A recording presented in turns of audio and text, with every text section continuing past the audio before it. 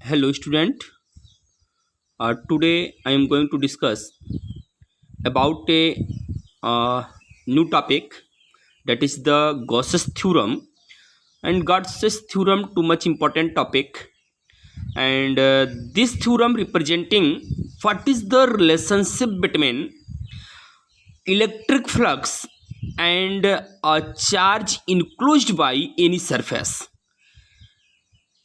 यानी electric flux और किसी चार्ज में ऐसा चार्ज जो किसी सरफेस से इनक्लोज्ड होता है उसमें क्या रिलेशन होता है, ये गॉसेस थ्योरम जस्टिफाइड करता है। हम अगर स्टेटमेंट देखें तो बड़ा आसान सा स्टेटमेंट है। आप यहाँ देखें कि ये आपका कोई एक चार्ज है, ऐसा चार्ज जो किसी सरफेस से इनक्लोज्ड है, और यहाँ देखें 1/ε0, ये एप्सिलॉन नॉट इलेक्ट्रोस्टैटिक्स में ही आप पढ़ रहे हैं, तो 1/ε0, तो Q का टोटल चार्ज का 1/ε0 टाइम्स होता है क्या, इलेक्ट्रिक फ्लक्स। ये क्या है आपका इलेक्ट्रिक फ्लक्स। ठीक, तो स्टेटमेंट हम स्टार्ट करते हैं।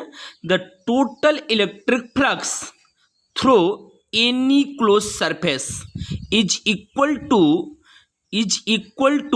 1/ε0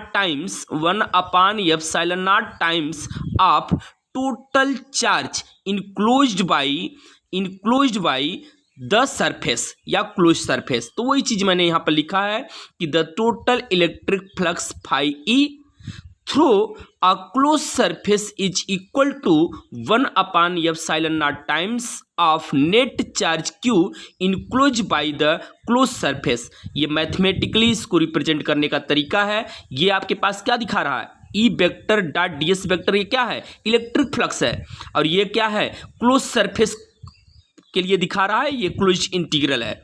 ओके, आइए इसको हम प्रूफ करते हैं। कैसे हम इससे प्रूफ करेंगे, ठीक है। तो प्रूफ करने के लिए हम कंसीडर कर लेते हैं कि हमारे पास एक पॉइंट चार्ज है, ये आपके देखें, ये प्लस Q एक पॉइंट चार्ज है जो प्लस पॉइंट O पर सिचुएटेड है। हमारे पास एक क्लोज सरफेस है, स्फेरिकल सरफेस है, जिसकी रेडियस स्मॉल r है। तो वही हमने लिखा है, कंसीडर ए पॉइंट चार्ज।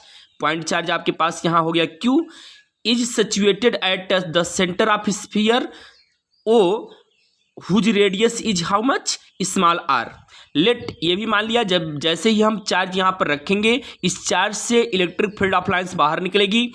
हमारे पास एक इलेक्ट्रिक फील्ड ऑफ लाइंस इस डायरेक्शन में निकलती है। आप देखें यहाँ पर मैंने ई वेक्टर रिप्रेजेंट किया है। ई वेक्टर क्या है आपके पास, इलेक्ट्रिक फील्ड ऑफ लाइंस है, और सरफेस पर हमने एक पॉइंट P को कंसीडर किया। ये हमारे पास एक स्फेरिकल सरफेस है, इस स्फेरिकल सरफेस पर हमने एक पॉइंट P को कंसीडर किया। ये हमारे पास पॉइंट P है, और इस पॉइंट P के अराउंड हमने एक छोटा सा एलिमेंट्री एरिया लिया या एलिमेंट्री सरफेस लिया, जिसको हम ds कहते हैं। चूंकि ये बड़ा ही छोटा है, it is too much small, तो इसे हम सरफेस न कह करके सरफेस वेक्टर या एरिया वेक्टर से रिप्रेजेंट कर सकते हैं। तो ये हमारे पास एरिया वेक्टर ds वेक्टर हो गया, और ये हमारे पास ई वेक्टर हो गया। इस प्रकार से अगर हम इस चार्ज के कारण इस पॉइंट P पर हम इंटेंसिटी ऑफ इलेक्ट्रिक फील्ड निकालें तो बड़े आसानी से निकाल सकते हैं, और उसके लिए फार्मूला है आपके पास। पीछे इलेक्ट्रोस्टैटिक्स में है भी ये चीज़ें, और इलेक्ट्रोस्टैटिक्स फिलहाल चल भी रहा है। तो ये आपके पास ई वेक्टर इक्वल टू क्या है, 1/4πε0 Q/r², यानी किसी पॉइंट चार्ज Q के कारण r डिस्टेंस पर फील्ड कितनी होती है, इसके लिए फार्मूला होता है E vector equal to 1/4πε0 Q/r²। This is the equation number first student.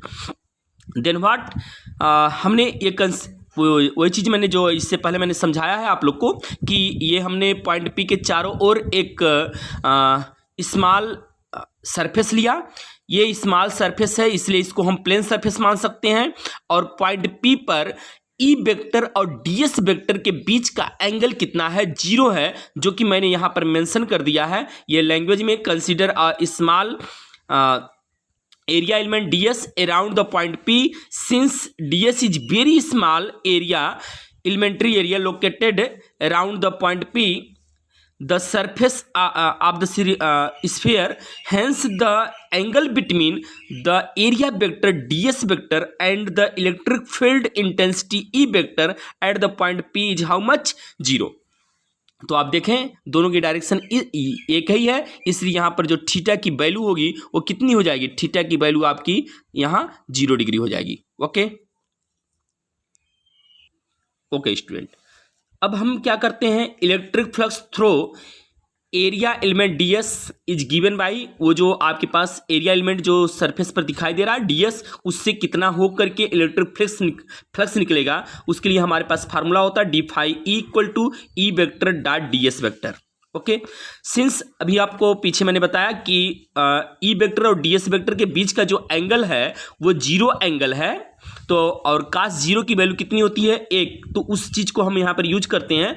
तो ई वेक्टर डॉट ds वेक्टर को हम स्केलर प्रोडक्ट है, चूंकि इसको हम ब्रेक कर लेते हैं, तो ई ds का 0 डिग्री हो जाएगा। का 0 डिग्री की वैल्यू 1 रखेंगे तो ई ds निकलेगा। ये तो है आपका वो जो छोटा सा एलिमेंट्री एरिया है उससे होकर ये कितना फ्लक्स निकलता है, ये चीज़ हमारे पास है ये। देन अगर हम कैलकुलेट करते हैं कि टोटल इलेक्ट्रिक फ्लक्स, ठीक, या इक्वेशन नंबर 1 जैसे यहाँ पर हमने कह दिया फ्रॉम इक्वेशन नंबर 1 एंड 2, तो 1 और 2 से हमने क्या किया, ई की वैल्यू हम इक्वेशन नंबर 1 में निकाल रखे हैं ऑलरेडी, वहाँ से 1/4 pi epsilon not Q by are square और इंटू ds कह दिया। अब हम आगे क्या किया कि टोटल इलेक्ट्रिक फ्लक्स हमने निकाला, तो ये total electric flux through the close surface of the sphere is given by, हमने क्या किया, इसको टोटल करने के लिए हमने इंटीग्रेट कर दिया, ये हो जाएगा आपके पास डी फाई कन्वर्ट हो गया आपके पास फाई ई में, और क्लोज इंटीग्रल, ठीक, over the surfaces 1/4 pi epsilon not Q by are square into ds। Then what, phi E equal to 1/4 pi epsilon not Q by are square, और ये आप देखें ds, क्योंकि हमारे पास जो चेंज आ रहा है किस में आ रहा है, वो यस में आ रहा है, ds में आ रहा है, इसलिए जो इंटीग्रेशन होगा वो हमारे पास ds पर होगा। Now the value of close integral ds is equal to how much, 4 pi R square. This is the surface area of sphere whose radius is small r, तो then 4 pi R square at the place of this value, ठीक, putting the value of 4 pi R square, so at the place of this value close integral ds के place पर हम लोग 4 pi R square को हम put कर सकते हैं। आर स्क्वायर से आर स्क्वायर कैंसिल आउट हो गया आपके पास, 4 पाई से 4 पाई कैंसिल आउट हो गया, हमारे पास बचता है क्या, क्यू अपान एप्सिलॉन नॉट। तो हमें मिलता क्या, फाइनली हमको मिला क्या, क्यू अपान एप्सिलॉन नॉट, यानी हमारे पास फाई ई की वैल्यू जो मिली वो क्यू अपान एप्सिलॉन नॉट, यही हमारे पास थ्योरम है जो कि बड़ा ही आसान इसका प्रूफ है, where q is the total charge enclose by the surface. कुछ इसके इंपॉर्टेंट पॉइंट हैं उसको भी हम देख लेते हैं, एनसीईआरटी में दे रखा भी है। तो ये देखें आप, गॉसेस लॉ या जो थ्योरम है वो true for any close surface no matter what is the size और शेप ऑफ द सरफेस। जैसा कि मैंने अपने डेरिवेशन में स्फीयर लिया, कोई जरूरी नहीं है कि आप स्फीयर लें, आप किसी भी शेप और साइज का ले सकते हैं। हमने अपने कन्वीनियंट के लिए जो है सिंपली जो है हमने क्या लिया कि स्फीयर ले लिया है। दूसरी बात एक और मेरे पास स्टार है कि the charge q enclose the sum of all the charges enclose by the surface, sorry, the charge q include the sum of all the charges enclosed by the surface, the charges may be located at anywhere inside the surface। मतलब ये आपसे कह रहा है कि charge हमारा कहीं भी रह सकता है सरफेस के अंदर, लेकिन ये टोटल चार्ज है जो q हमने लिया है वो टोटल चार्ज है, चाहे वो सरफेस के अंदर कहीं भी सिचुएटेड हो। फिर कह रहा है if total charge enclose by the surface is 0, अगर सरफेस से इनक्लोज टोटल चार्ज की वैल्यू अगर हमारे पास 0 है, तब भी इलेक्ट्रिक फ्लक्स की वैल्यू कितनी हो जाएगी, हमारे पास 0 होगी। वो हमारे पास डेरिवेशन में भी शामिल है। ओके स्टूडेंट, अब हमारे पास एक छोटा सा एज एग्जाम्पल है, एनसीईआरटी में भी दे रखा है, calculation of electric flux uniform electric field through the surface of a cylinder. किसी सिलेंडर के सरफेस से कितनी इलेक्ट्रिक फ्लक्स हो करके गुजरेगी। तो मान लेते हैं हमारे पास एक सिलेंडर है जिसका area of cross section yes है, ओके और ये जो सिलेंडर है एक यूनिफॉर्म इलेक्ट्रिक फील्ड के अंदर रखी गई है। तो आप देखें हमने एक ही लाइन ड्रा किया है फील्ड की, ये ई वेक्टर आप देखें ऐसे होकर के फील्ड की लाइन ऐसे निकल रही है, तो ये फील्ड ऐसे होकर के पास कर रही है। अब देखिए कि जैसे ही फील्ड इसमें पास करेगी तो हमें एक एरिया यहाँ दिखता है, इसको हम यस मान लिए, एरिया ऑफ क्रॉस सेक्शन इसका हम मान लेते हैं यस है, ठीक है। ये छोटा सा एलिमेंट्री एरिया है, चूंकि ये डीएस होगा, यस में से छोटा सा पार्ट हम डीएस मान सकते हैं, लेकिन डीएस होगा इस ये प्लेन होगा, इसको हम एरिया वेक्टर से रिप्रेजेंट कर सकते हैं जिसको हम डीएस वेक्टर कह सकते हैं। तो डीएस वेक्टर की डायरेक्शन इस साइड होगी और फील्ड की डायरेक्शन किधर है, इसके अपोजिट है। तो आप देखें डीएस और ई वेक्टर के बीच का जो एंगल है आपके पास वो कितना है, 180 है, ओके। ये कहाँ है, ये लेफ्ट साइड पर है। और प्लेन सिलेंडर के दूसरे साइड पर, दूसरे फेस पर अगर हम बात करें तो वहां देखें कि डीएस की वेक्टर इधर है और ई वेक्टर, चूंकि फील्ड इधर से इंटर करके इधर की तरफ निकल रही है, तो डीएस वेक्टर और ई वेक्टर के बीच का जो एंगल है यहां पर वो 0 है, ओके स्टूडेंट। अब रह गया हमारे पास दो जगह हो गया कि यहां पर आप देखें डीएस और ई वेक्टर के बीच का एंगल 180, यहां पर डीएस और ई वेक्टर के बीच का एंगल 0। अब हमारे पास ये जो आपके पास कर्व सरफेस है इस पर आप देखें तो डीएस तो अपवर्ड डायरेक्शन होगा और ई की डायरेक्शन ये है, तो इस प्रकार से एंगल जब निकालेंगे हम लोग तो इसके बीच का एंगल कितना होगा, 90 डिग्री।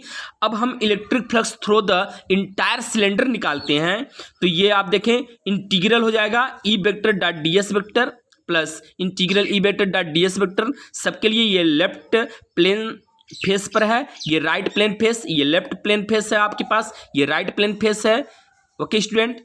और ये आपके पास कर्व है, तो आपने देखा कि यहाँ 180 है, यहाँ पर 0 है और वहाँ 90 है, उसको मैंने यहाँ पर एज सच मैंने पुट कर दिया। इसको ओपन करके ये आपका डॉट प्रोडक्ट है, डॉट प्रोडक्ट को ओपन मैंने किया, ई डी एस कास 180 हो गया लेफ्ट साइड पर और ई डी एस कास 0 हो गया राइट साइड पर, और ये आपके पास कर्व सरफेस पर ई डी एस कास 90 डिग्री हो जाएगा, ओके स्टूडेंट। देन आपको पता है 180 -1 होता है, तो माइनस हो गया, माइनस ई और ये हो जाएगा इंटीग्रल डीएस हो जाएगा, ऐसे ही प्लस ई इंटीग्रल डीएस हो जाएगा और इसके लिए तो वैल्यू 0 होगी आपके पास। अब देखिए क्या है कि इंटीग्रल डीएस की जो वैल्यू होगी, चूंकि उसका एरिया ऑफ क्रॉस सेक्शन, आप देखें यहाँ एरिया ऑफ क्रॉस सेक्शन पूरा का पूरा एरिया यस है, तो जब इसका इंटीग्रल डीएस का करेंगे तो यस के इक्वल ही होगा। तो हमने क्या रख दिया, यहाँ यस रख दिया और यहाँ पर भी हमने यस ही रख दिया, वो चीज़ मैंने यहाँ पर मेंशन भी किया है। और इस प्रकार से दो टोटल मिलकर के फील्ड की वैल्यू कितनी हो गई, 0 हो गई, ओके स्टूडेंट, थैंक यू।